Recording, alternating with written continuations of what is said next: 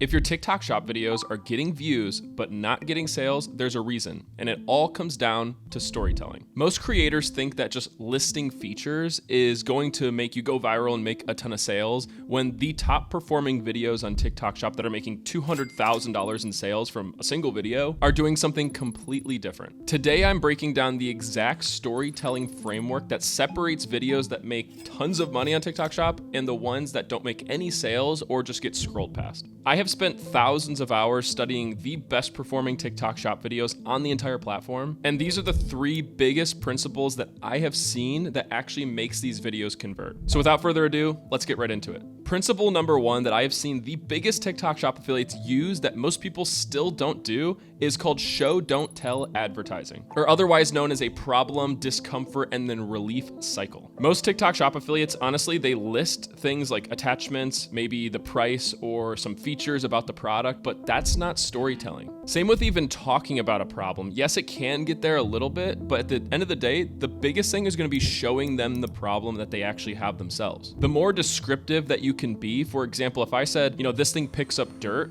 then nobody's like remembering that. That's totally forgettable. No one reaches for their wallet because you said this thing picked up dirt. But if I change that phrasing to, for example, this picks up all the mess that my 3-year-old kid leaves on the floor, it makes it visual. It makes the person almost feel like they're involved with that, especially if they have a 3-year-old as well. Like, they're way more involved with it. The top performing TikTok shop affiliates are extremely specific with what they say and very descriptive to make you visualize it in your head. But on top of that, they show the product solving the problem from the start of the video. For example, coffee grounds getting picked up off the floor, tangled cables on a desk, maybe even blackheads on your nose, which are all extremely visual problems that the viewer feels connected to in some type of way. The viewer feels the discomfort in their life. Then they show the product solving that problem, and the visual relief of solving that problem, whether it's like a vacuum cleaner picking up dirt or something like that, is ultimately what gets the person to end up purchasing the product. This is otherwise known as a problem, discomfort, and then relief cycle. The biggest thing that I would take away if I were you from this point is when you film your next TikTok shop video, think to yourself,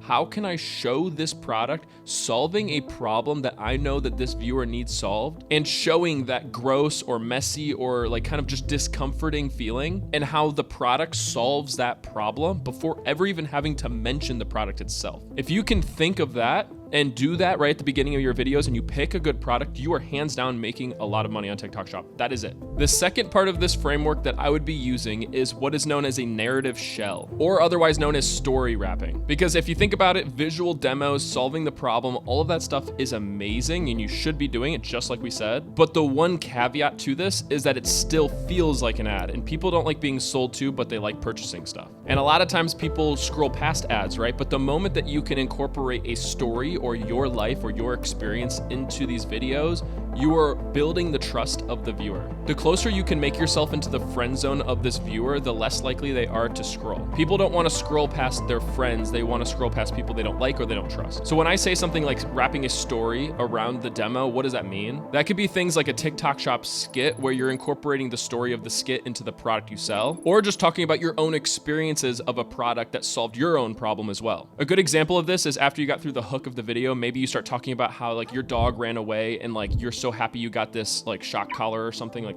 if you were selling a shock collar, and then you just lightly touch on that story and incorporate it into the selling points of this video. Another form of storytelling is speaking through other people in regards to yourself, if that makes sense. So a good example would be my Korean friend told me to try this stuff and it worked for her, and she has perfect skin. You're taking the credibility from somebody else, which is a Korean friend in this case, but applying it as a story almost because it's related to you specifically. This gives the viewer a feeling and a reason to stay because they, one, have built trust because there's a credible source and a story behind it, but also it's not just a simple like buy this thing, right? This is my biggest takeaway from this specific framework part, and that's to pick a story frame. Think of a story that you can incorporate into this thing, but keep it very light. It should not distract from the benefits of owning this product. It should only enhance the trustworthiness of the video. Think things like skits, aha moments that you have with the product, and a story of somebody's life if they didn't have that product and how you can incorporate that into your video. Then just build the demo inside of that frame of the story. Now, framework number 3, this is towards the end of the video, and this is the part where you build curiosity but convert as well. This is otherwise known as the conversion 1-2 punch. At this point, yes, your videos are entertaining, your videos solve a problem, and you probably are already getting purchases, but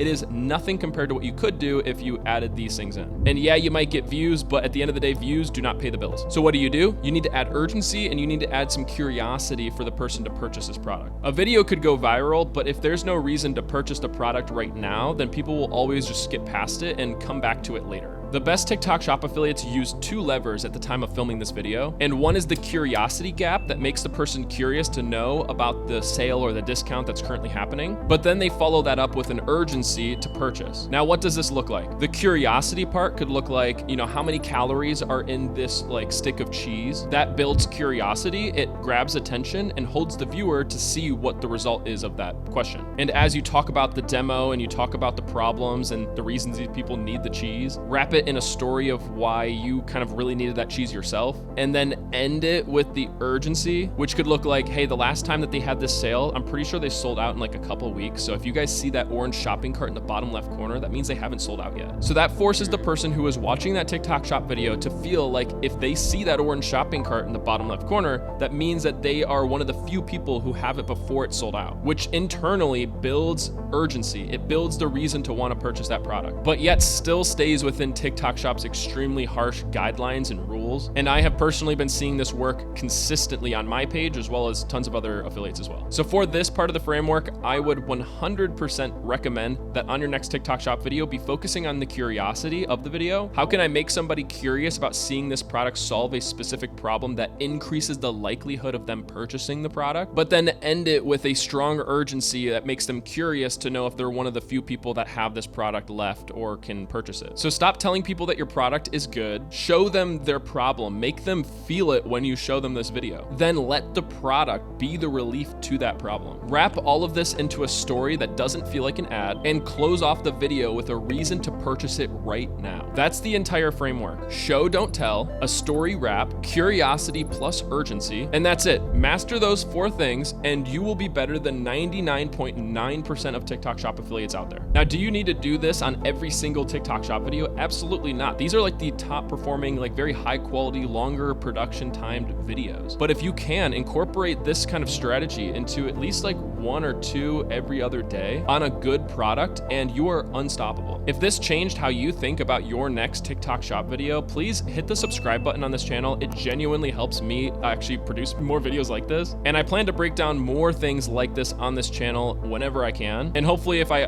keep growing on this page, I will try to do it every week.